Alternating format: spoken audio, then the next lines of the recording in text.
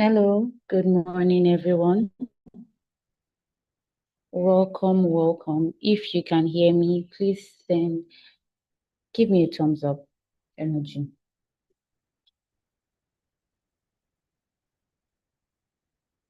All right. So, seeing as we are just 37 on this call, so if you know someone that registered for this event that is supposed to be here, but it's not well, is not here, please do well to remind them to join.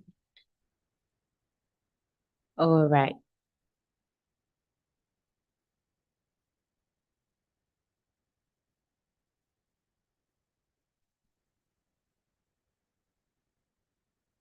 Okay. Good morning, everyone.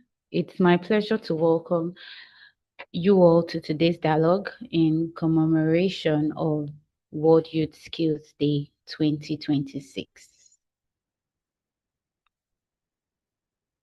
All right. Okay. Okay.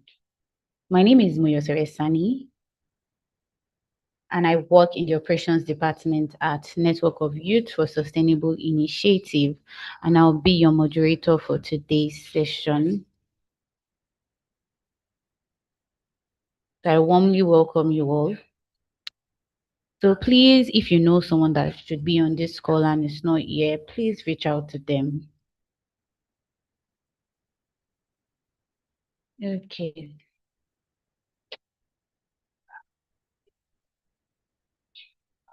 Okay. So on behalf of NG Youth SDGs and our esteemed partners, GIZ Nigeria, representative of the International Labour Organization, and Future Projects, I sincerely thank every one of you for joining us.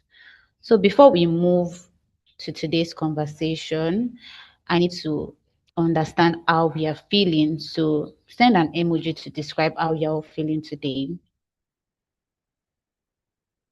So I know how interactive we all are. Okay. I don't think I've seen any emojis yet.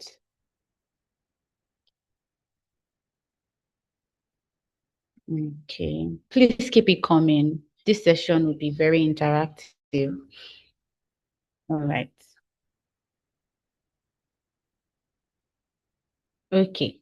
To set the context for today's session, um,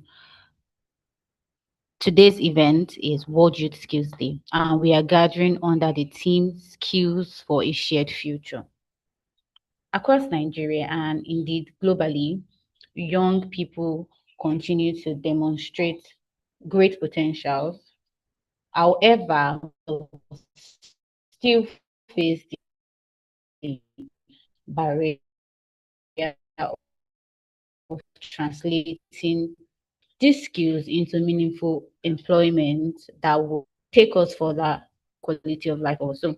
Today's dialogue is an opportunity for us to reflect, to learn from experts who will be sharing their experiences, and for us to explore practical ways towards creating a stronger ecosystem for skills and to also promote decent work opportunities for young people because young people are here our target for today.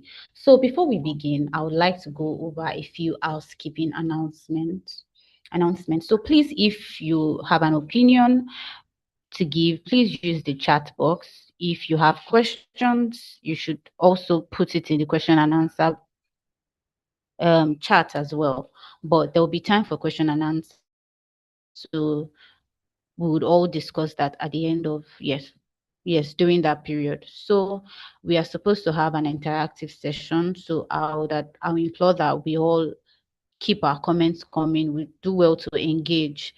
And also, if you're not speaking, please keep yourself muted or you raise your hand if you have something to share. So thank you very much. So the World Youth Skills Day is an annual event that is observed every year on the 15th of July. It was established by the UN General Assembly in 2014 to highlights the importance of equipping young people with skills that they need for employment, decent work, and to improve their sustainable livelihood. What this really means is currently the world we are is changing rapidly. Technology is evolving. Artificial intelligence is transforming jobs. So the future of work looks different than it did 20 or 10 years ago. Having a university degree is no longer enough.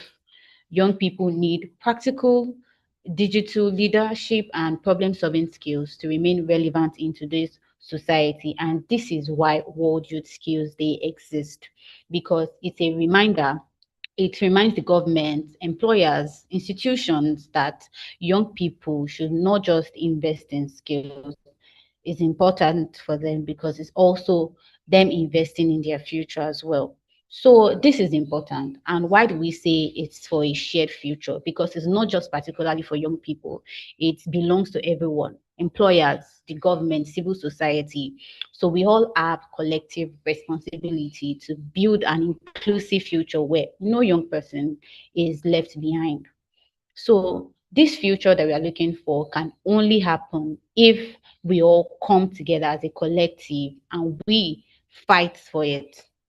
And at the end of the day, it's everyone benefits from it. We have the communities, community growth, people, young people have access to good quality life, economies improve, democracy becomes stronger. So that is why the team Skills for a Shared Future is set, because it's a reminder that building a better future, it involves collective action as well. So moving on to today's conversation, I'll be inviting a representative from the International Labour Organization to give us a perspective on and their experience on youth entrepreneurship and employment in Nigeria.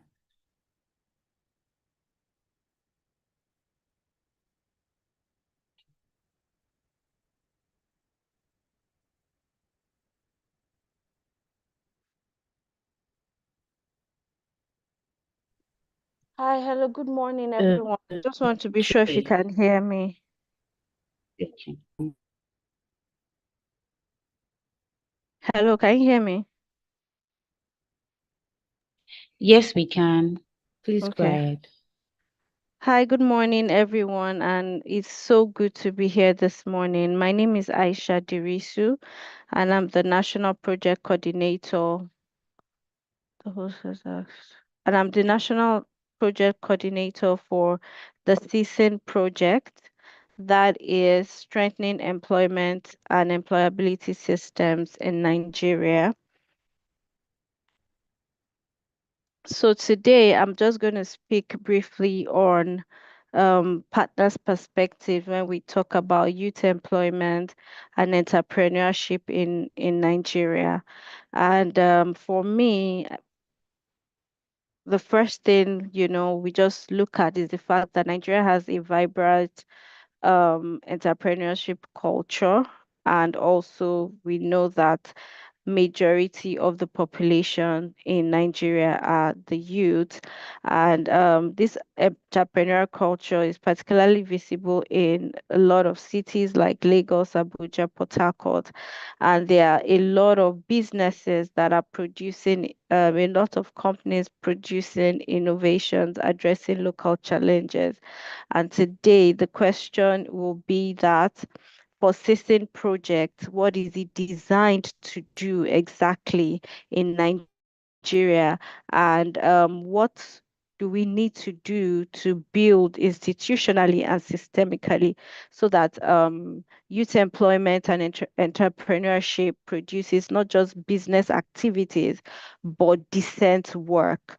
And some of the things I'm going to be talking about is going to revolve around what the project does. As I've said earlier, what it means is being this particular project, the system project, is implemented by the International Labour Organization, as she has mentioned, under the framework of the GIZ Sky 2 program. And we are working in employment governance, basically in Nigeria. And some of the things, youth entrepreneurship and operates within, and the employment, it operates within policy environments that we know they are shaped by them and also constrained by them. So whatever we do, the policies that are available, whether we are aware of it or not, strong policy is actually the foundation on which every other element of an effective employment or entrepreneurship ecosystem depends on. And that is why this project supported the Federal Ministry of Labor and Employment to revise the National Employment Policy. And this particular policy was launched in August 2025. And this is a landmark for, for Nigeria as a whole. And it's not just for us to have one of those policies, sitting there. The NEP 2025 actually it aims to foster conditions that will support productive and employment-oriented growth, to promote decent work, and it also emphasizes multi-sectoral coordination. And this particular policy is being led by the National Employment Council. The NEP 2025 also identifies enterprise development, the formalization of micro, small, and medium enterprises, and the strengthening of entrepreneurial ecosystems as employment policies priorities. So this is just for us to know that this is a policy in Nigeria that recognizes Nigeria's labor market context, and for many young people in Nigeria. The project is also currently supporting the Federal Ministry of Youth and Development to revise the Nigeria Youth Employment Action Plan, that is the NEP. And this NEP is structured around four strategic pillars, which is employability, entrepreneurship, employment, and equality, right? And the main aim of it is to contribute to the creation of decent job, particularly for young people. So it's just for us to know that policies that names youth employment and entrepreneurship is supposed to be a priority. Sorry, I just wanted to be sure if I'm still audible. Okay, fantastic. So policy that names employment and entrepreneurship as a priority is the foundation, and the work of this particular project and the ILO is to ensure that, the foundation is actually built on evidence, gender responsive, and is connected to the institutions that are accountable for the delivery. So we are very key on not just having these policies and these action plans, but to also ensure that the implementation is happening. Thank you very much, and over. Okay. Thank you, Aisha. That's Risu for that very insightful overview. So we'll be moving on to um, Itodo Bartholomew from NGU SDGs. Please, over to you.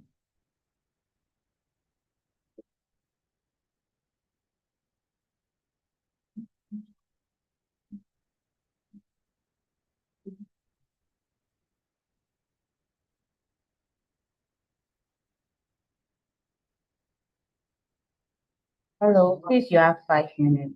Please keep it under 5 minutes. Thank you.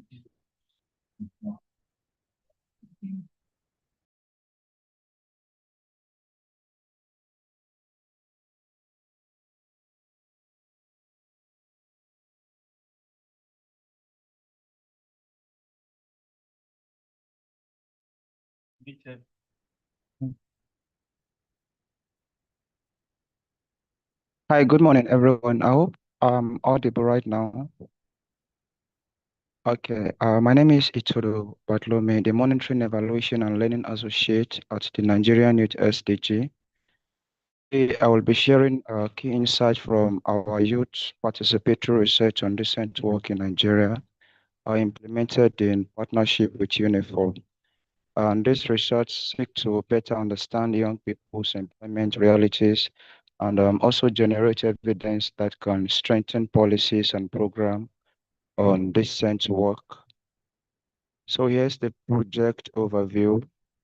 So to begin, let me briefly explain what this research involved. This was a national participatory survey involving 2,149 respondents across all 36 states and the FCT. And our objective was to capture the life experience of young Nigerians regarding employment, workplace rights, and access to decent work opportunity. So the research immediately revealed a concerning reality. Nigerian as a young population, yet many young people continue to struggle with unemployment, widespread informality, and workplace violation. More importantly, our findings show that the challenge is not simply about employment opportunities, it is also about knowledge, protection, and trust in the system designing to safeguard the workers. And then our reach, before discussing the findings, here is a snapshot of who participated. So the respondents represented a balanced mix of male and female participants, different educational background, and both urban and rural communities. So the strongest participation came from the North Central, that's having a total of 48.2%, and then followed by the Southwest and then the Northeast, giving us a broad national representation. And then awareness versus action. One of the most important findings relate to awareness. While many young people know that workplace rights exist, far fewer have access to information, formal training, or the confidence to report violation. And this highlights a significant gap between awareness and practical action. So knowledge alone is clearly not enough if young people cannot exercise or defend their rights. And then the work validation. So the gap becomes even more evident when we look at the workplace experience. More than 7 out of every 10 respondents reported experiencing at least one workplace violation. And the most common issues including unpaid wages, lack of written contracts, unsafe working condition, harassment and unfair dismissal. And this finding suggests that exploitation remains widespread and unfortunately has become normalized in many workplaces. And then informality and disability. Another major issue highlighted by the research is informality. And a large proportion of young people work either in the informal sector or combine informal and formal employment just to earn a living. And this often may lack contract, social protection, and legal safeguard. And the situation is even more severe for young people with disability who continue to face significant barrier to formal employment opportunity and barriers and trust. So beyond individual experiences, the research also examined the broader systematic barrier. A respondent consistently identified 6 major barriers to decent work, including job insecurity, limited employment opportunities, discrimination, and inadequate access. Perhaps the most striking finding is that only 30% believe government policies adequately protect their employment rights. And this points to a broader challenge of policy implementation.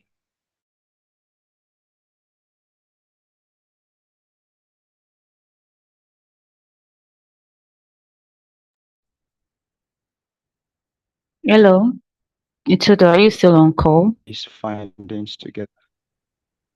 Please, am I still audible? All right. Yes, So now the key. please. You have All 5 right. minutes. Please do well to This is the last conclude. slide. So the key interpretation, bringing these findings together are 4 key messages emerge. First, awareness does not automatically translate into protection. And then the second, workplace violation remains common and underreported. Thirdly, informalities increase vulnerability. And then finally, weak institutional system reduce trust and discourage report. And these findings actually reinforce the need for a coordinated action by the government, the development partners, employers, and young people. So thank you so much. I hope this was helpful. Yes, thank you, Todo. Thank you. So we'll be moving on to the next partner. We have Kikelomo Collins from GIZ Nigeria. Please, over to you.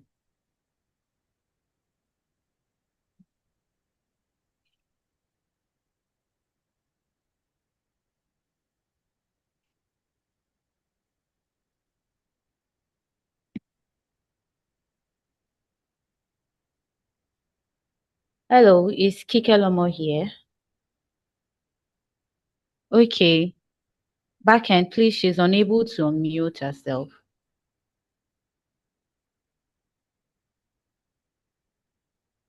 Okay, thank you very much. Good morning, everyone. Good morning, ladies and gentlemen. Thank you for having me. My name is Kikelomo Collins Chibeze, and I am the head of policy at the Skills Development for Youth Employment Program at GIZ, which is co-funded by the German and Swiss government. So Aisha just presented the SESIM project, and this project is being implemented and funded by GIZ. So we are working hand in hand with the SESIM project in implementing those policies and initiatives that she mentioned. It is a pleasure for me to join you today as we commemorate World Skills Day under the theme Skills for a Feared Future, and engage in this important conversation on skills, policy, financing, pathways to decent work for Nigerian youth. I would like to commend NG Youth SDG for convening this dialogue for us to engage and exchange ideas on strengthening pathways to decent work for young Nigerians. At GIZ, we believe that skills development is just not about training young people, it is also about creating pathways to decent work. What does this mean? So this means equipping young people with relevant skills, providing career guidance, connecting them with employers, and supporting their transition from school into employment or entrepreneurship. So depending on what path you want to go into, whether you want to go into paid employment or you want to go into self-employment, these are also areas that we also provide support when it comes to the transition from school to work. Through the SKY program, we work on the topic of policy, TVET, Technical Vocational Education and Training, employment promotion, private sector engagement, and gender. And we do everything in collaboration with government of Nigeria as well as in our partner states. So we only implement in 6 states, and these states are Edo, Enugu, Lagos, Ogun, Plateau, and FCT. And we do this to strengthen TVET and promote youth employment. Our work supports the development and implementation of national and state policies, like already Aisha has mentioned, the National Youth Employment Action Plan, the National Employment Policy. Of course, we're also working on some other policies as well with other partners, but of course, these policies mainly speak to TVET and employment promotion as well. We also support capacity development of teachers, career counselors, instructors, and policy actors.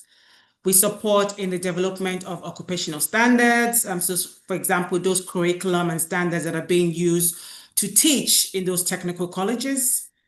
Whilst we also foster partnerships between government, industry, and training institutions to ensure that skills development responds to labor market needs. So we want to ensure that whatever training, capacity development measures, initiatives that you are taking on, they actually are labor market required. These are what the labor market needs for them to be able to absorb you and for you to also acquire the right skills, right, to be able to enter into the labor market. So therefore, a key pillar of our work is employer engagement. It's very important that we engage with employers. It's very important that we connect the youth as well to employers in this regard. We collaborate with private sector to strengthen the linkages with TVET institutions, creating opportunities for internships, for apprenticeships, for workplace learning and employment. We also recognize that technical skills are not enough. So we also support career counseling through the job centers that we support in those states that I mentioned. And then those job centers, they have career counselors who counsel the youth, who also show in terms of where the jobs are, who also provide training. So the job center is really full on different topics, entrepreneurship training as well. On a national level, we're also supporting on this career guidance framework in order for us to institutionalize career guidance in TVET institutions. So right from the school, you should have career guidance teachers who are able to help you to think about what the future was going to be, in what areas do you want to work, where's the employment, to guide you on those paths in there. Additionally, we also conduct career fairs, job fairs, and we also host career centers, which provides, the youth, to be able to engage directly with employers and explore career pathways and build professional networks as well. This is something that we actually do quite often in order to really strengthen and engage the youth, as well as, of course, engage employers. Beyond skills acquisition, we place strong emphasis on supporting young people's transition from learning to earning. That for us is quite important, it's quite key. What do you do after you've gone to the university, you've gone through master's? What is next? How do you earn? Whether it's through paid employment or whether it's through self-employment. So, through employment promotion and school to work transition initiatives, we help to bridge that gap between training and employment and connect graduates, right, with employers.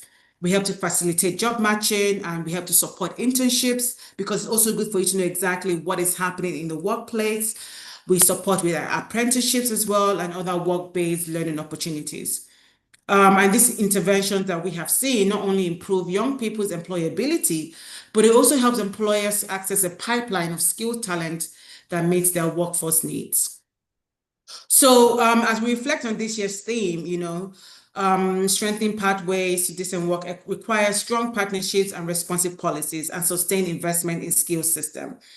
And at GIZ, this is exactly what we work on. We try to, of course, strengthen the skills framework, support with development of policies, support with bringing youth voices into those discussions. So, the conversations we're having today is very important, very critical to ensure that the youth voices are in there. I think I saw a comment that somebody made, and I think it mentioned why they are curbing the employment age to 35 and the person is 37 years. So these are discussions, these are information that, we need to know. You are on the ground, you're on the field, you know the challenges that you're facing based on these policies that are being developed by the government. And we need to hear those voices, and we need to take those voices for you upwards for a reform or for a change to be done. And I think that's the only way that this can be done, is when we really hear from you. And we also bring you into the discussions and bring you into the room for discussion. So I stop here. Thank you very much. And I do hope that you all have a very engaging session and look forward to also hearing the feedback and, of course, reading the communique that comes with it. Thank you very much, and over. Okay. Thank you, Kikelomo, for that very interesting overview. We'll be moving on to the next partner. We have Ngozi Chijuka from the Future Project. Over to you, please. Good morning, everybody. Thank you Good so much. morning. My name is Ngozi Chijuka, and I represent the Future Project. Just to be sure everyone can hear me, am I audible enough? Yes, you are. All right. Before I begin, I would like to thank our co-organizers, our co-hosts, partners, speakers, and everyone joining us here today for the World Youth Skills Day. We appreciate you taking our time to be here, and we look forward to an engaging and insightful session as well. At the Future Project, we are very passionate about empowering young people across Nigeria and Africa. And so our major focus is to build empowered citizens across Africa through inclusive enterprise and active citizenship. And when I mention inclusive enterprise, we have programs that we've done over the past 15 years to help us achieve that. One of which is the Future Enterprise Support Scheme, where we have is a capacity building initiative under the Future Project, where we focus on empowering young people through seminars, workshops, and even intensive master classes in entrepreneurship, technology, and creative sectors as well. We also have the Future Internship Program, whereby after people have graduated from school, probably gone through our TFES programs, they also have the opportunity to be interned in the company, right? And we also have the Future Awards Africa event, whereby we've celebrated and considered a lot of young Africans between the ages of 18 to 35 who are doing tremendous things in their field, be it technology, be it entrepreneurship. And that has helped us over the last 20 years, last two decades, we've been able to celebrate young Africans that are doing well in different sectors. And we've recognized them in a very big way, right? And in terms of the active citizenship, we have programs like the Y Monitor, whereby we ensure that the policies and government parastatals are accountable to everything that they tell citizens, and making sure that citizens also understand their value and their worth in the country. So these are the programs that we've done so far, and through all these programs, we are doing this to ensure that we equip young Africans and empower young people to know their right, to know their worth, and also to get jobs easily in the country. We know that young people make a very large part of Africa's population. While the talent is actually there, abundant, opportunities are not easy to find and they're not easy to come by. And this is why we are focused on helping people to do these things and also develop practical skills, embrace entrepreneurship, and even improve their financial literacy, build businesses that can actually create them more opportunities for others. And these are the things that we do at the Future Project. The Future Project is a non-profit organization under the Red for Africa arm. It's a PR company, but the Future Project helps to equip people and help them in jobs, in entrepreneurship, and building their skills and scaling after they build their skills as well. We understand that no single organization can actually solve the problem that we have in Nigeria and even in Africa as a whole when it comes to youth unemployment alone. They can't solve it. And that's why it's important that we work together. This is one of the reasons why we are having programs like this, so that we can share ideas and also help us understand how we can do better in the field. Today's collaboration is very important, and partnering with organizations that share this vision with us can help us reach more young people and provide them with the skills, the mentorship, and even opportunities that they need to thrive in this world of scaling and looking for jobs. As we begin today's webinar, I want to encourage everyone, let's just go beyond the conversations. Let's share ideas that people can learn from. I saw someone's comment already talking about the age gap, in Nigeria. Let's not talk about the age gap, but also help people that are above 35 years old to be able to, scale in this journey of, the World Youth Skills Day. Thank you all for joining us today, and I wish everyone an inspiring session. Thank you. Over. Okay, thank you very much, Ngozi Chijuka. I particularly appreciate all our emphasis from the partners, as we've heard, in ensuring that skills development is important. So moving on to the next agenda for today. Oh, before we move to that, so if you have people trying to join this Zoom call and they're unable to, we are currently live on YouTube, so they can join that as well. To move on to the next agenda, we have a presentation by Deborah Johnson. It's over to you, Deborah. Are you on this call? Hello. Hi, good morning. Can you hear me? Hi. Yeah, we can. Good morning. Good morning. Hi, everybody.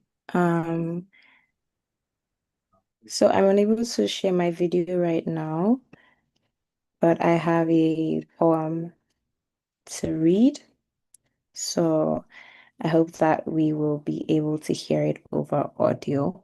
Hi, everybody. Once again, my name is Deborah Johnson, also known as the Global Poet. I'm a spoken word artist. And yes, I hope this means something to you.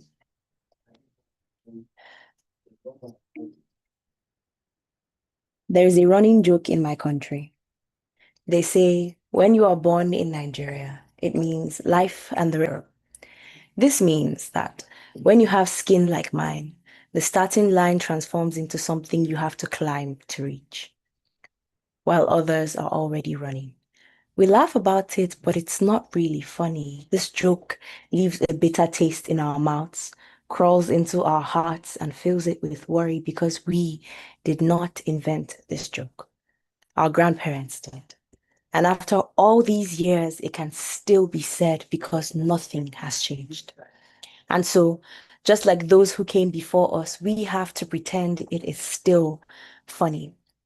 I'm asked what my greatest fears are, and I say cockroaches, because it is too much of a mouthful to say that my greatest fear is having Nigeria, having Africa be that bitter taste in my mouth that crawls into my chest and fills it with worry, or be the heirloom joke we hand down to a new generation where they laugh because nothing has changed. Or that I do not want us to be an eternal ball of potential spinning around what could have been instead of becoming something. So what can we become? What do you believe we can become? How far do you think our hands will stretch? Can we touch the moon from here? Can we build a Babel that leads us into each other's tongues? Can we build cities that do not crumble under the weight of the mountains our faith could not move?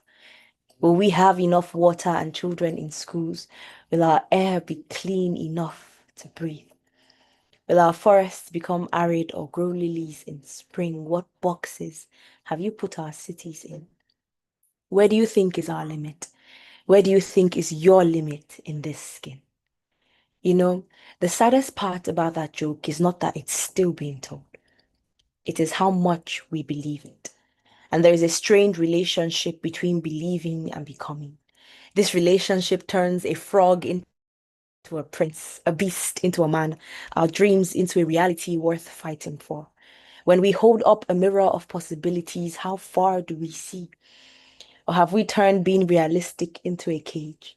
A line in the sand we cannot cross, a corner we fold into, telling ourselves what we can and cannot do, existing beneath rules created by people who did not know what we need. Are you not uncomfortable in this box? Are you not itching for a new scene, for a future written in African ink? See, futuring is a learned practice. You start from your mind and then you scale. You incorporate it into ABCs and teach it to children. You expand your mind. You culture it into a way of life. My people have always been good at bending without breaking, evolving without changing who we are in our hearts. This is a lesson we know well. So what happens next depends on how best we put it to practice. We don't yet know what it's like to live in a world designed by us for us, but we can and we will. So yes, the rest of the world is running, and we are not the rest of the world. We are people who defy odds to exist in spite of. Watch us turn sand into dynasties, leap upon the water they try to drown us in, soar, even when we have no physical wings. So we must run the way we know how. We run with our culture, with our drums, with faith in these minds that know how to dream up solutions. We run with our visions and our songs, with these feet that were born dancing to the rhythm in our blood. We run with conviction that our Nigeria and our Africa is so much more than anyone knows. And it takes a special kind of people to look and see that there is glory ahead, to hear an abundance of rain in a drought, to imagine and then become. So the question is, are we those kinds of people? Thank you.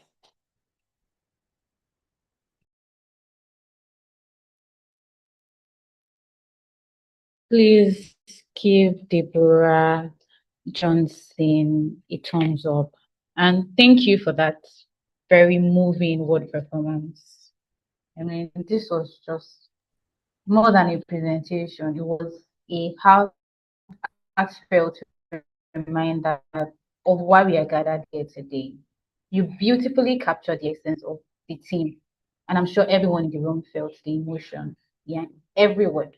Thank you again for that very inspiring performance.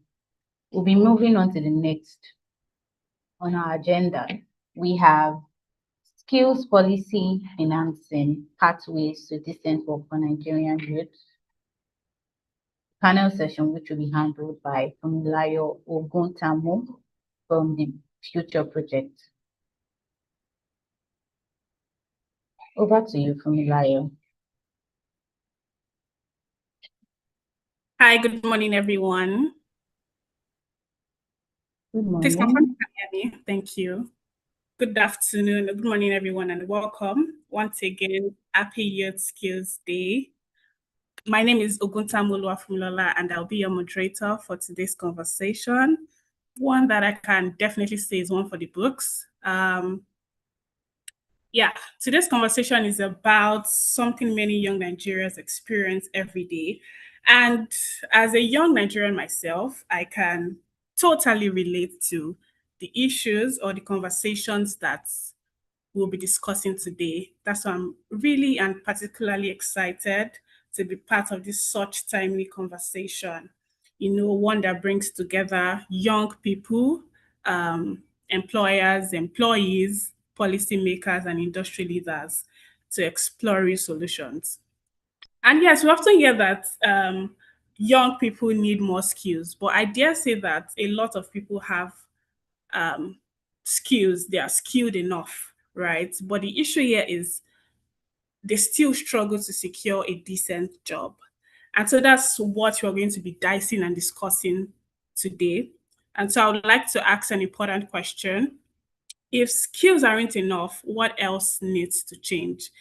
We'll be exploring this through four lenses, through business, policy, skills, and development, to better understand how we move from simply preparing young people for work to creating pathways for decent work. And I'm super delighted and excited to be joined by an incredible panel representing international development, government, private sector, and youth leadership. And joining me on this panel today, we have Aisha Dirisu, Project Coordinator at International Labour Organization, ILO.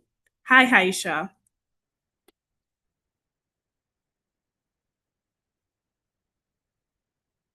Hi, Aisha. Hi, Okay, hi. Thank you can you for hear me? joining. It's really amazing for us to, it's really amazing that we have you on this panel. Thank you so much for joining us once again. And also with me, with us today, we have Ayodeji Razak, Group CEO, Red Media Africa. It's really nice to have you, sir, join us today. Thank you so much for joining. Thank you. So glad to be here. Thank you. And I'm really so excited for this one because, we're going to be hearing from Ayodeji from his business perspective and an employer perspective. And I really just hope that everyone, the audience, are really ready to unpack what this panelists are ready to, share and give to us today. And also we have Ebio Hagun, Special Assistant to the Minister, Federal Ministry of Youth Development. Hi, Ebio. Thank you so much for joining us on today's panel session. Hi, Ebio. Okay, thank you. I can see your thumbs up. Thank you so much for joining us. And lastly, we have Deborah Adelaja from the Nigerian Youth SDGs Youth Advisory Board. It's really nice to have you here join us today, Deborah. Thank you. Hi, Deborah. Please confirm that you're here. Hi, good morning. Thank you very much. Good morning. Thank you so much. Yes, thank you, everyone, our incredible panelists. I'm so excited for conversations that we're about to have. And I'm really sure everyone would also have an exciting and engaging session. And to our audience, please bring out your notepad, your biros, whatever you're going to use to, get these tips down, because I myself, I'm ready to learn, I'm ready to unlearn. I'm ready to learn, I'm ready to unlearn, and I'm also ready to enlighten myself and educate myself. Thank you so much once again for joining this session. I'll be moving to Ayodeji. Yes, we often hear that young people require or need more skills. I myself have heard, oh, you need to take this course, you need to be a better professional in this industry or career. You need to take soft skills, digital skills, or even practical skills. But I think the better question to ask now is whether we are equipping ourselves with the right skills. So I ask you, as an employer and media industry leader, what skills gap do you often notice in young hires? And are they different from what training providers and policy assume the market needs? Thank you so much for me. That's a very interesting question. And to the organizers and the rest of everybody on the call, in this meeting, I'm truly honored and humbled to be here. To answer your question, what skill gaps do we often see in young hires, and are they different from what training providers and policies assume the market needs? In my honest opinion, I do think that there are fundamental skill gaps that we currently see in young providers, in young people, especially people who are looking for a job in today's market. And to be very candid, are there specific gaps that we think that we can mitigate, or better yet, are they different from what the policy or the market assumes? As someone who leads a media organization, I've come across a number of interviews, a number of applicants who've come to the office looking for a job. And the one thing that you see constantly is not that they've had opportunities to actually prove themselves. You find out that they might have the knowledge, they might have the learning or the skills, but the ability to show that in real work environment is completely lacking. And unfortunately, as an employer, what you're looking for is someone who can come in and run.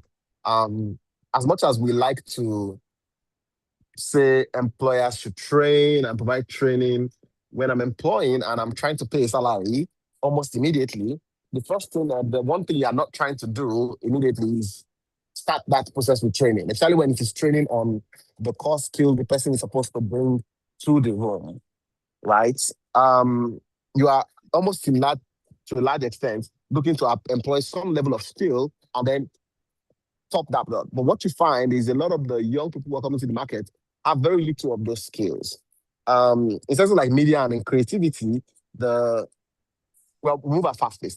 Someone comes in today, you want them to start working tomorrow. It's almost the case of jump in and start doing it. And, knowing theory, learning all of that in school, and not having the opportunity to actually have put that into practice in a workplace. Anyway, you're not coming as an intern. I mean, internship is all of the rave. But how many interns can you really employ as an employer? You want to really employ people that will help you move your business forward, move the needles forward.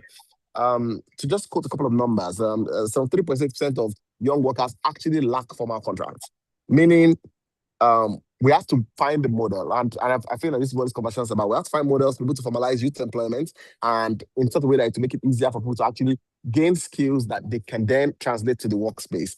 It is wanting to learn something, and I think to segue off something the amazing lady from GIZ said about the Project Sky, because I have some familiarity with Sky and the work they do. All of the skills that they do try to teach are ones that can be translated to the work environment. And I think that, supporting such projects, young people participating in such projects allows them to be able to get some of those skills and bring them to the fore. We have a couple of them on the team at Red, people who have, learned somewhere else and come here and able to actually contribute and learn at the same time. Because what you want is contributing and learning, not coming and learning. A workplace is not a school at the end of the day. It's really what it is, a workplace, a place to come and show the skills that you've learned. So to wrap up this conversation and to wrap up this question, for me, one way to apply this process is to basically say that if there's one thing that I have seen that is a skill gap that most young hires don't have is that there are no spaces for them to practice the skills they've learned on campus.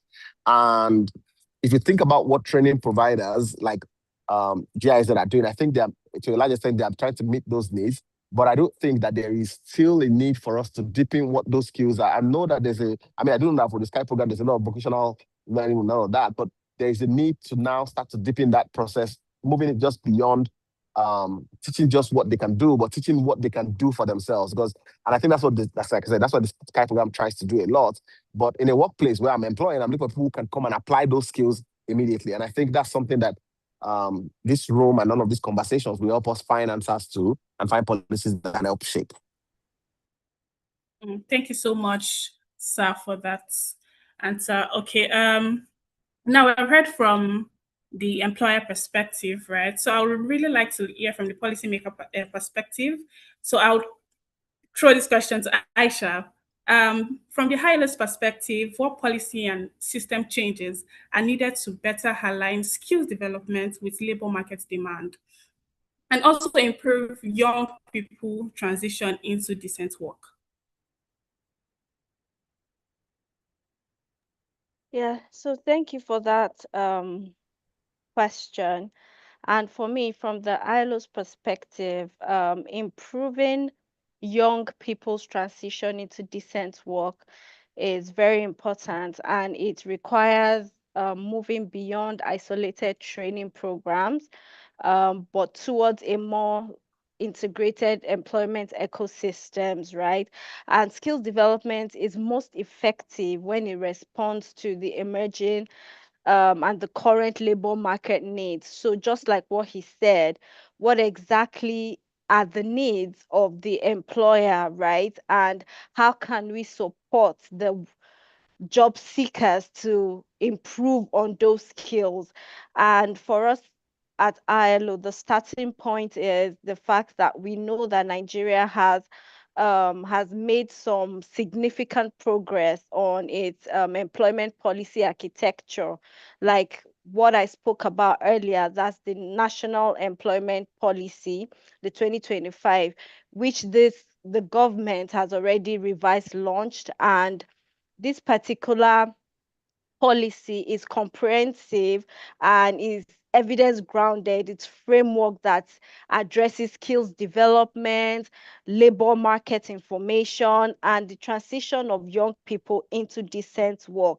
And also the Youth Employment Action Plan that is going to be revised will also provide dedicated youth focused, frameworks to actually complement this. So these are foundations that, many countries are still trying to build. So if we have that, the opportunity before us now is the operationalization of this policy. How can we translate, the strong foundation into systems that actually work for young people? And from our perspective, there are some steps and some areas that actually stands out for us in the ILO. The first is the fact that demand-driven skills intelligence is very important. The ILO's World Employment and Social Outlook consistently finds that the most effective skill system are those that are anchored on current data about employers' needs, which sectors are growing, what are the specific competencies that those sectors actually require. And the good news for us is the NEP 2025 actually recognizes the labor market information system, that's the LMIS, as a foundational instrument that it needs to be in existence to ensure Nigeria has a functional and operational LMIS. So that these training institutions, the career counselors, and young job seekers themselves have access to these reliable, regularly updated information about where the skills are, where the economy is going, and what is actually needed. And the good thing is the SESIM project that is actually collaborating with the federal government and also the GFA, which is also a consultant of GIZ, in supporting the establishment and operationalization of this LMIS technical working group and also the LMIS to see how, we can make it, how it can be actually functional and operational. Secondly is when we talk about the unified national qualification architecture. Nigeria, as we know, we have, a diverse skills ecosystem when we're talking about the TVET institution, the formal university programs, industry-based training, and we have one of the dynamic informal apprenticeship traditions as well. And the opportunity here is actually to bring these streams into a more coherent to bring the streams into greater coherence so that the skills that you gain in one setting is recognized and transferable across others. So it's not a situation where, oh, I've gained skills here, is now useless. No, how can we ensure that the skills from one setting is actually recognized and can be transferred, to others sectors as well? And the good thing as well is the NEP 2025 actually calls for a national qualification framework as a priority.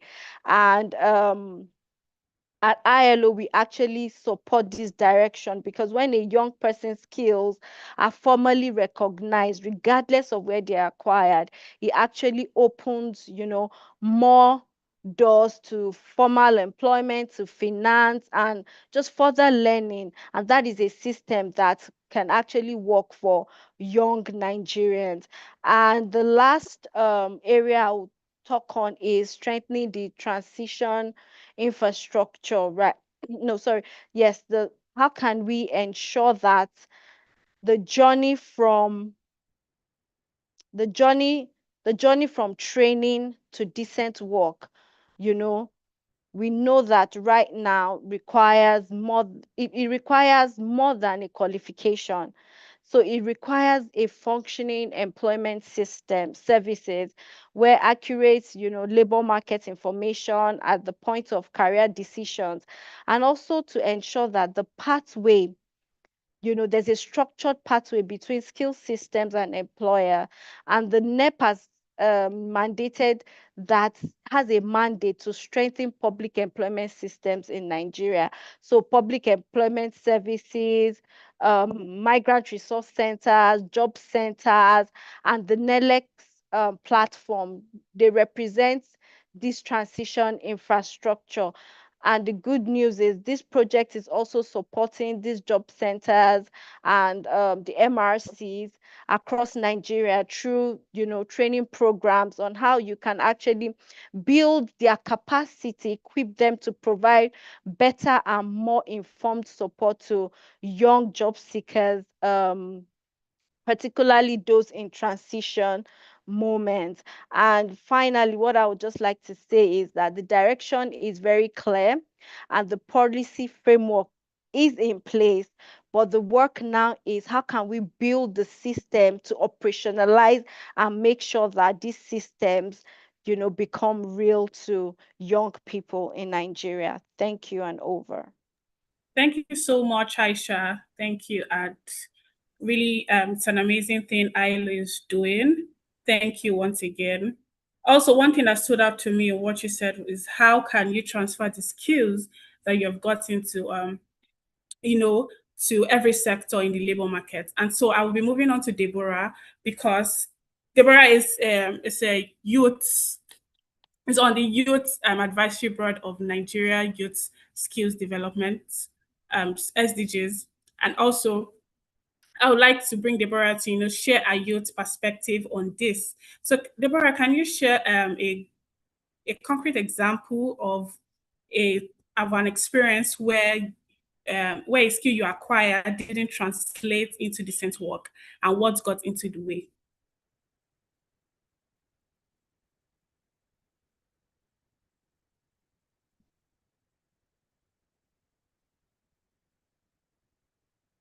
Okay, please come there. You can hear me. Yes, I can hear you.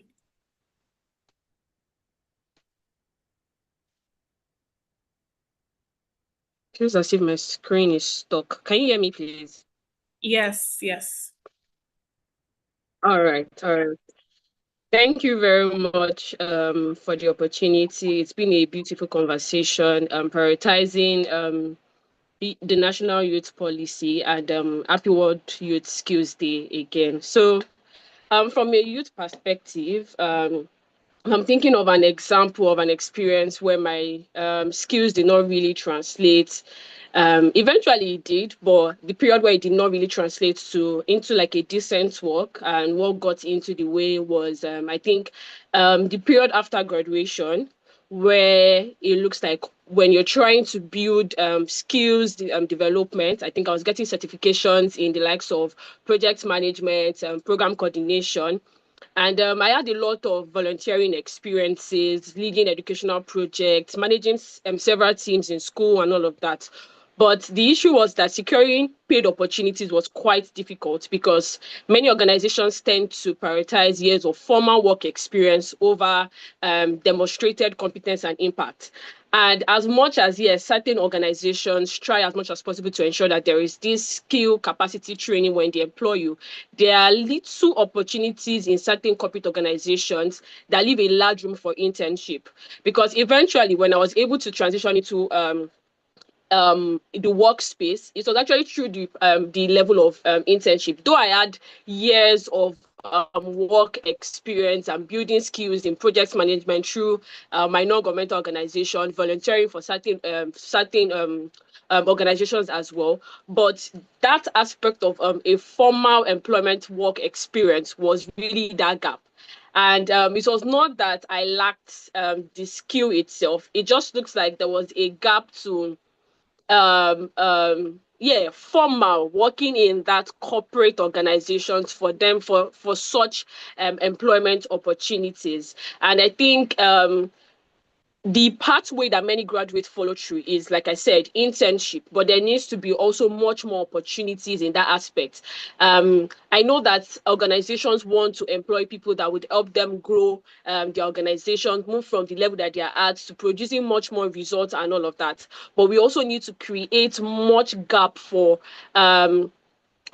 youths that are graduate and kind of have these volunteering experiences from school that can now use internship to build that capacity to what the corporate organizations are looking for to develop their corporate organizations as well. Thank you.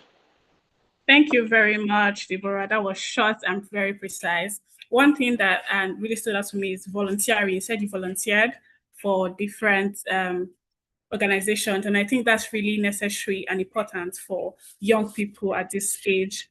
Please, or to the audience, if you have any opportunity, to volunteer, please take it up, take it as a great opportunity for you. And also one thing that stood out to me to what you said is for more organizations to create opportunities for young people to intern to develop their skills.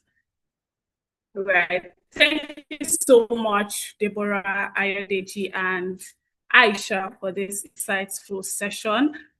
So one statistics that stood out in the Beyond Research Awareness conducted by the Nigerian Youth SDGs is that nearly 3/4 of young workers surveyed do not have formal contracts, meaning they just go to labor markets, not officially signing off a contract. And I, for one, to be honest, I wasn't taught in uni how to navigate labor markets or how to sign off a contract or how to check my offer letter or my employment offer to say, oh, these are the things you need to see. These are the criteria or basic things you need to check in your employment offer, or these are the questions, basic questions you need to ask. So that's one of the outcomes that was resulted from the research, that nearly 3/4 of young workers do not have formal contracts. So perhaps maybe the question isn't simply employment, but the quality of employment. So Ebio, I would like to throw this question to you. Does this reflect what the ministry is seeing? Nigerian Youth SDGs Beyond Awareness Research found that a majority of young Nigerians surveyed lack contract and remain informal, low-paid work despite having skills. So how does that align with the Department of Employment and Promotions is seen on the ground? And is it something that the Nigerian Youth Employment Action Plan redesign is built to respond to? Thank you. Thank you, and good morning, everyone, again, or good afternoon, it's midday.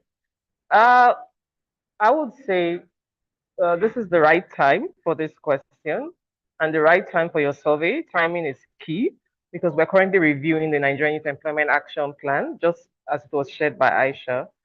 So we're going to have a lot of consultations with young people.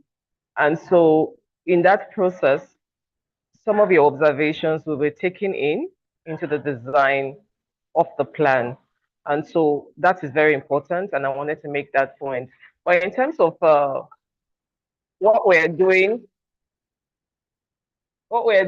to ensure, I'm sorry, I was a bit distracted. What we're doing to ensure inputs from stakeholders include the young people. Young people are one of our major stakeholders in terms of getting inputs into the review of the process. And incidentally, Youth SDGs also had a survey which was incorporated into the last Youth Employment Action Plan. So we would like to receive your study, to study it in depth, to ascertain the context in which you made your recommendations and how that can also be incorporated in what we are doing. But just to give an overview, the Nigerian Youth Employment Action Plan is in terms of developing strategies, actionable strategies from the Nigerian Youth Employment Action, Nigerian Youth Policy regarding employment, as well as all other policies that are relevant to job creation for young people. So the Youth Employment Action Plan itself, in terms of employment for young people, there are two clear pathways. Of course, the self-employment and then the common employment for those who wish to be employed by organizations. And of course, work readiness training is key, which speaks to what you have said. And of course, that will be incorporated in the plan. Not just, the plan is not just going to state work readiness training, but we are working on we're working with the private sector and other stakeholders so that it can be clear where young people can access these services. So making policies is one thing. So that's why the Youth Employment Action Plan is not just a policy document, but giving detailed explanation of where young people can access services. So accessing information and services is key to what you have said, because like you said at your introduction, you did not know. So where can young people access services, work readiness services, work readiness training? And of course, digitalization is key.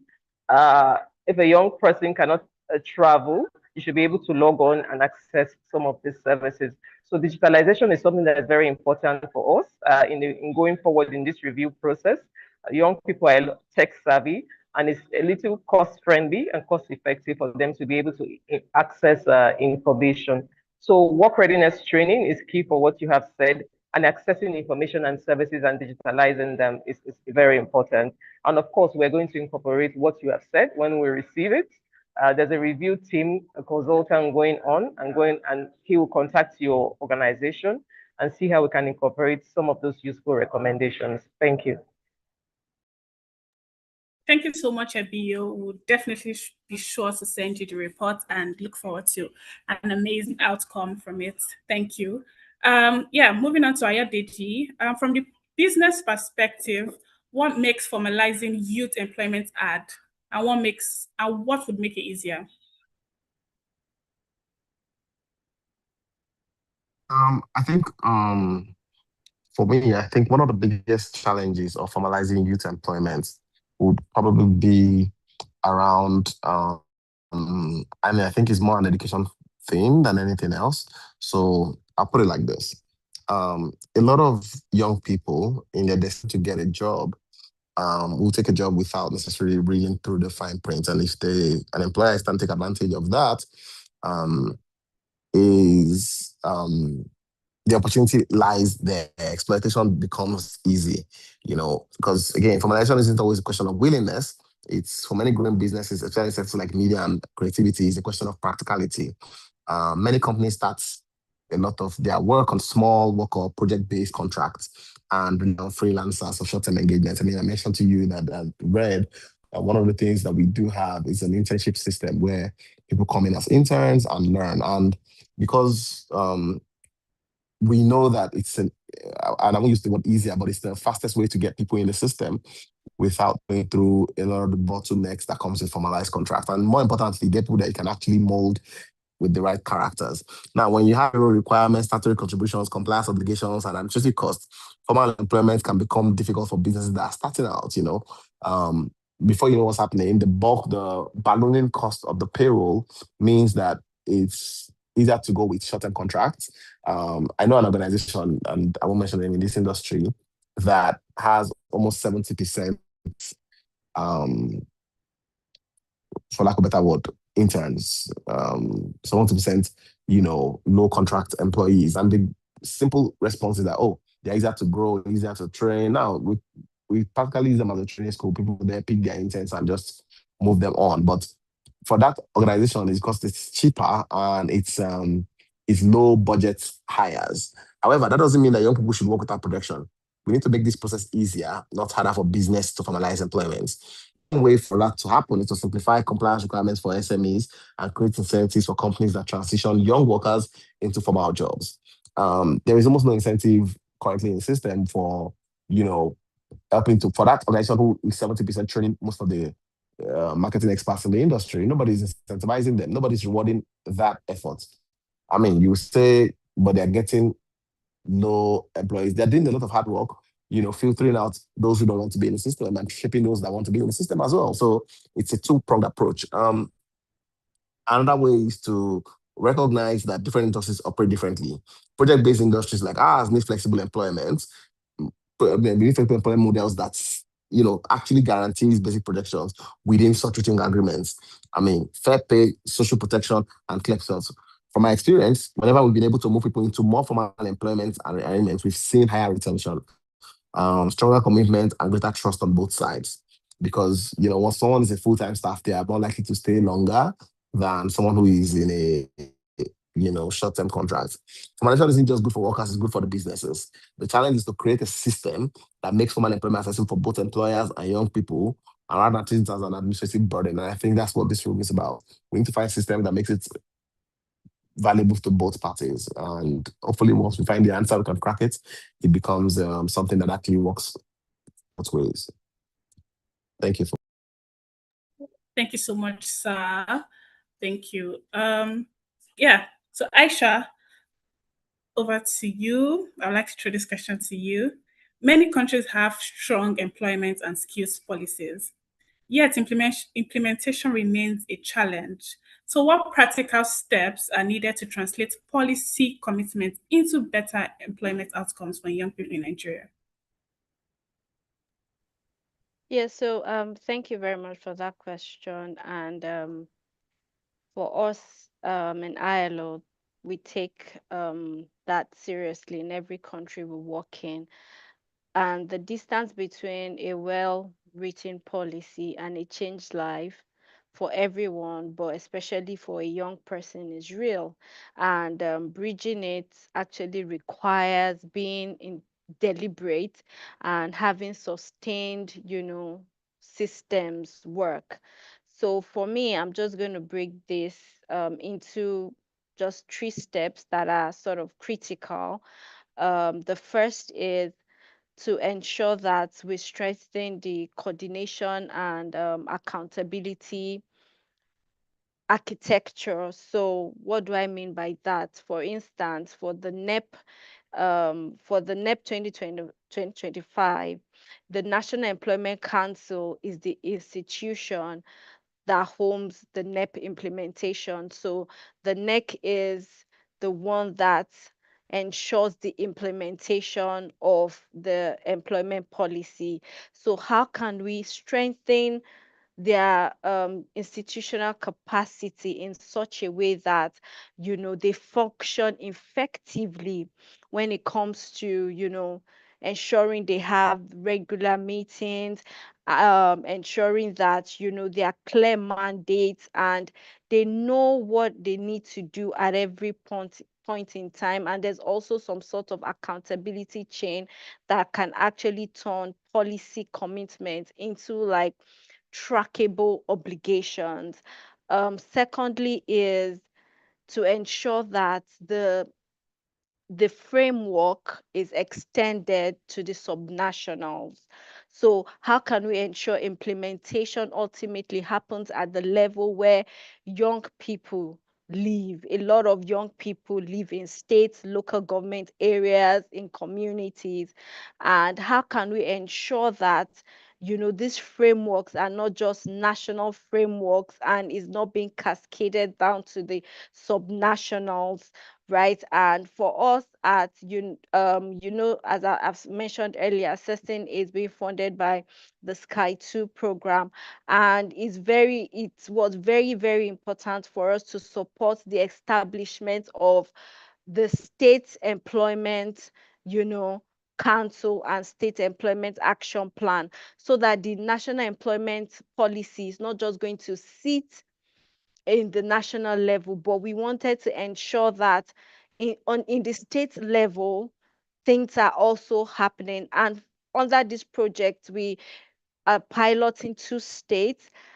And what we hope to achieve is, to create the institutional architecture through which this national employment policy is reflected in the state level, both at planning, budgeting, and delivery, because the subnational extension is critical.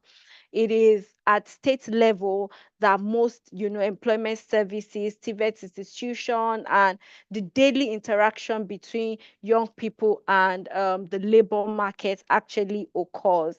So that's very important. And it's also important for us to look at building the evidence base for the resource mobilization.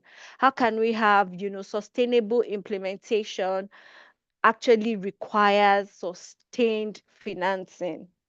And we always hear, oh, there's government has not released budget, this and that, but sustained financing actually requires a clear picture of what the implementation will cost. So if we're having a policy, what is it going to cost for that policy to be implemented? What is currently funded? Where is additional investment mostly needed? And this gives, the government and its development partners a sort of a shared evidence-based foundation for decisions, or where can we, this is where this investment is needed, this support is needed most. And it's also the tool that will make it possible for private sectors, international partners here to specifically know where to support and make the difference.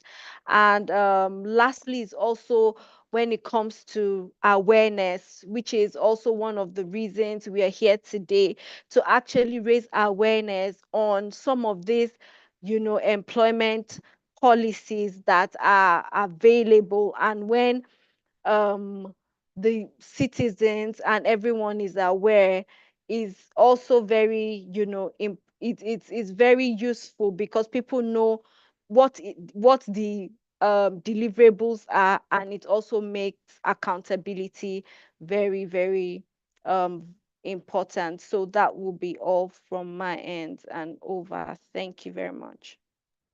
Thank you, Aisha. And I really appreciate the last point you made about creating awareness about the policy, because we're in a digitalized industry or world. And of course, governments will be accountable for people are still. It's a great thing, and it's really important that we take these things into actions and create awareness about policies that this government has said or proven that itself. I'm really enjoying this session, but of course, time is not on our side. So I would really like to just throw a general question to all of our panels. Please make it very short as possible. I'd like to start with Ebio. What's one action that would most improve young people's access to decent work in Nigeria?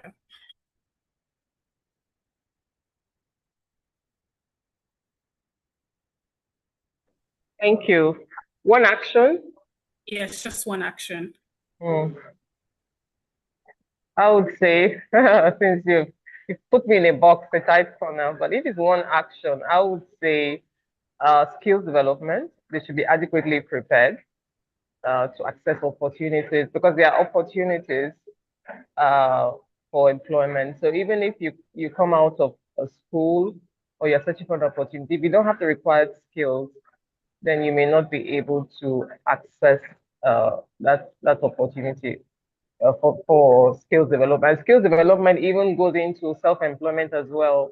For you to start your own business, for you to uh, run a successful business, you also need skills. The required skills for that. So since you put me in a box, I'll just say skills development. Thank you.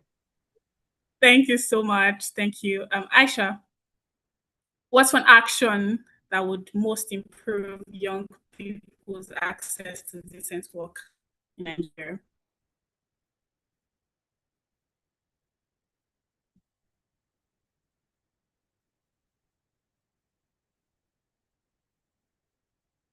Hi, Aisha. Okay, I think our network is... Okay, Deborah. Can we go with Deborah, please? What's one action that you'd recommend and advise that would improve young people's access to decent work in Nigeria? Okay, I think for me, it would be strengthening local implementation. That is, we know that all of these policies are well designed, but many young people are either unaware of them, and then some never experience the benefits from this implementation. So it's to ensure that implementation does not stop at the national level, but we also take it to the local level, and creating that opportunities for skill development, and like I said earlier, creating opportunities for internship, job placement, apprenticeship in corporate organizations. Thank you. Thank you so much. Yeah, hi, Aditi.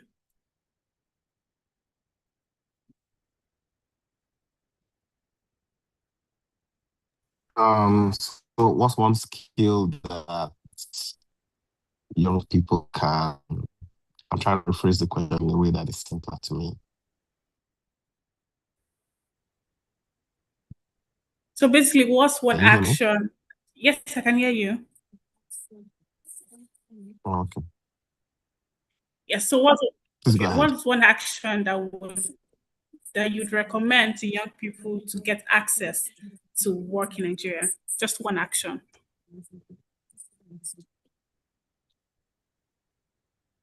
I would say the one I've always tried and tested. It's simple. It's find a role model in the industry you're trying to break into. It sounds very bogus, but it's really simple. And I'll say it like this. I will try and give an analogy. I think I say it to a lot of young people that work with me, who have come around me. My first job in this industry was because I found someone who had worked in the industry. He doesn't know me. He doesn't even know that I did it. I was looking for a job, and you're only attractive if you look like someone that people want. So I found him on LinkedIn. I copied his profile like for like. Only, of course, removed the experiences I didn't have, included experiences I had. Basically, remodeled my profile to look like his profile. That's what role modeling is about.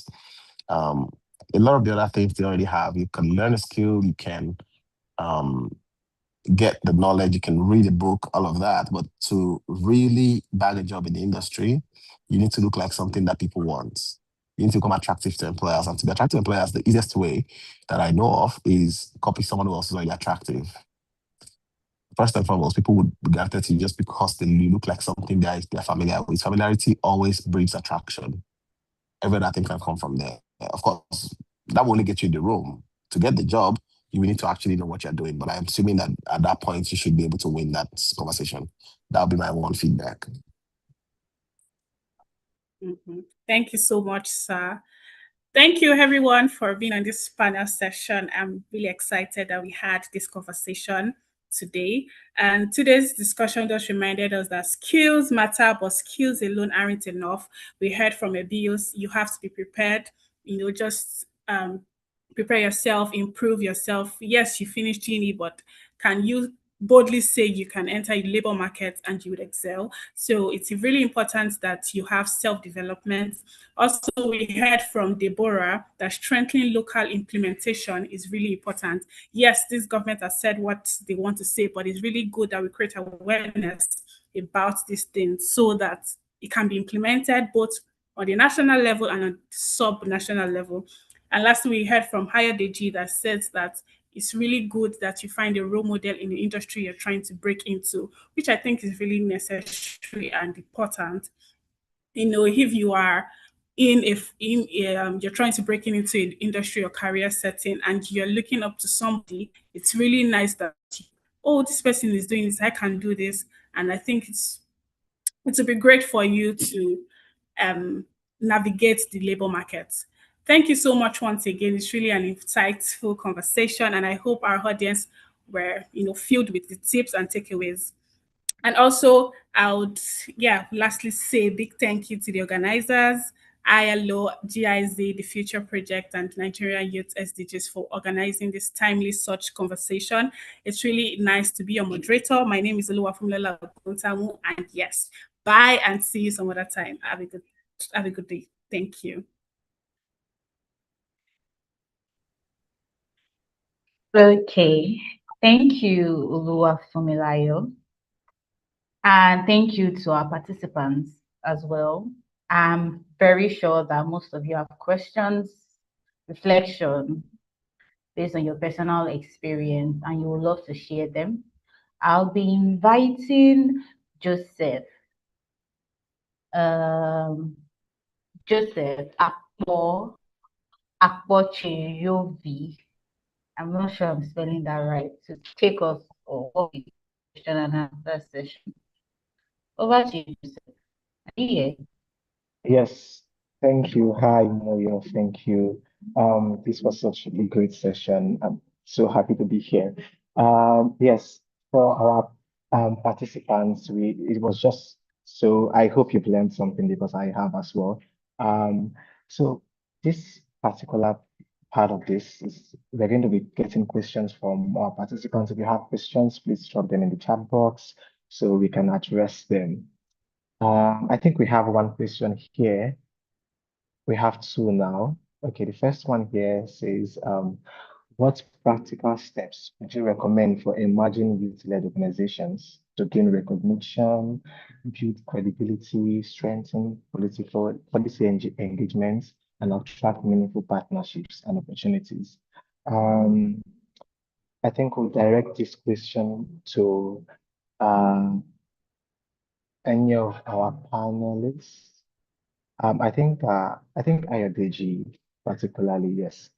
If you see here, please over to you. A participant would like to know what practical steps you would recommend for them. Hi, Ayodeji.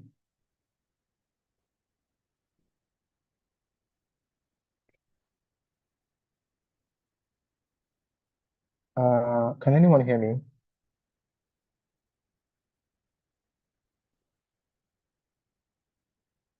Okay.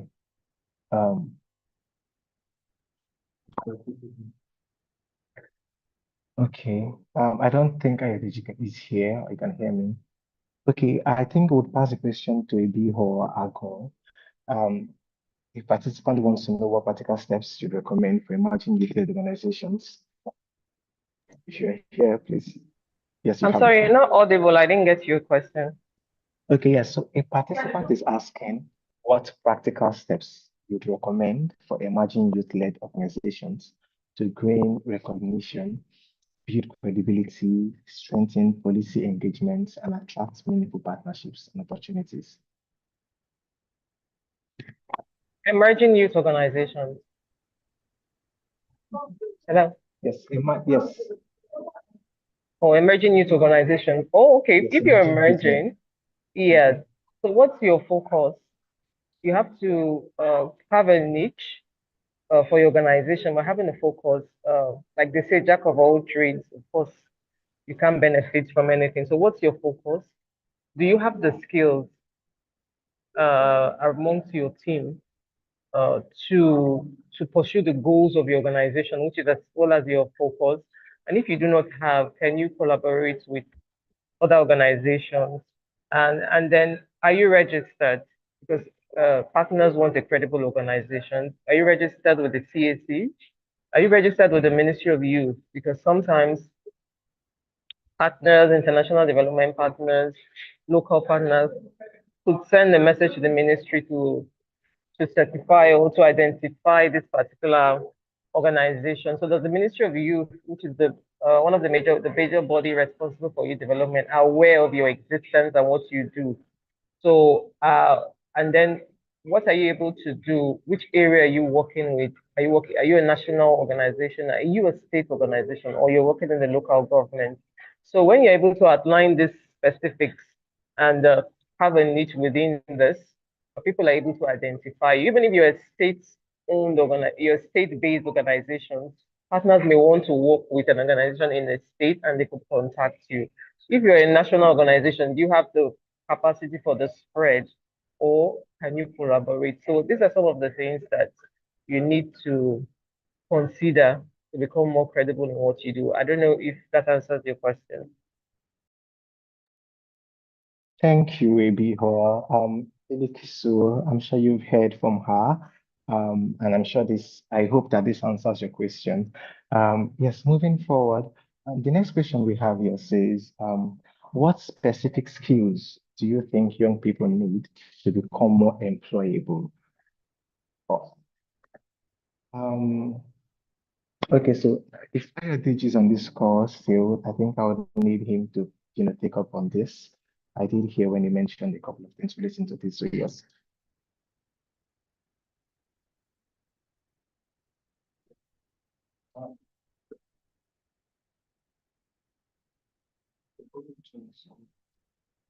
Okay, I don't know if it's on, I don't think it's on this call. So I think we'll open the floor to our facilitator. I think everybody you could still, go ahead.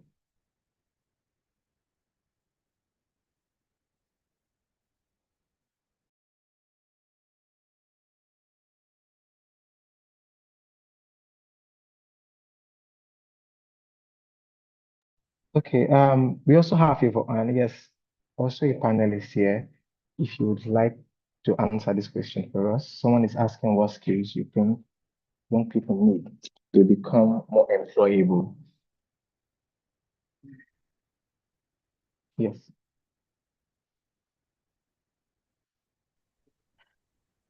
Okay, so from my end, I would say there are no specific skills. However, as times are evolving and then things are changing, I would say we should move with emerging skills. So we move with the emerging trends. You do not stay stuck on like past skills.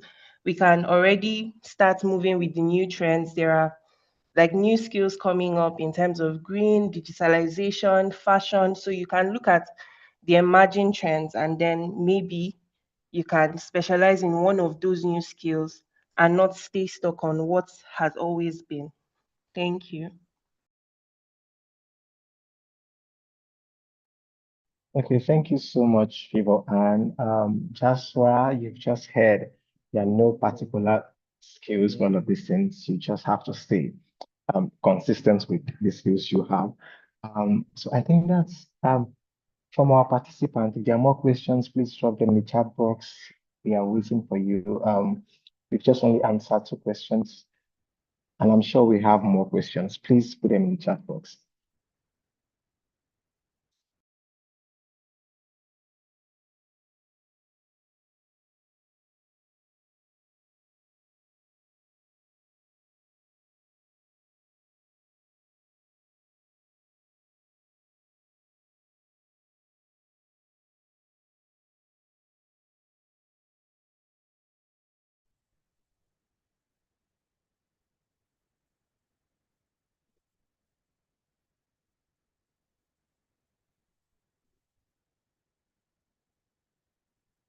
Okay. So in the absence of none, I believe that we've been able to note down one or two takeaways from this session. So before we wrap up, I would sincerely thank our facilitators for sharing their knowledge. The panelists, we have Ayodeji Razak, representative from the GIZ Nigeria. We have Ebiho Hagun. I'd love to thank you all for sharing your knowledge, and to the participants also that engaged and contributed to today's session.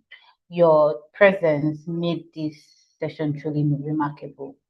So before we leave, I would like us to take a group photograph as a record of today's engagement and to celebrate everyone who was part of this experience. So kindly stay back for just a minute so we can capture this beautiful moment together. So please turn on your videos or turn your cameras.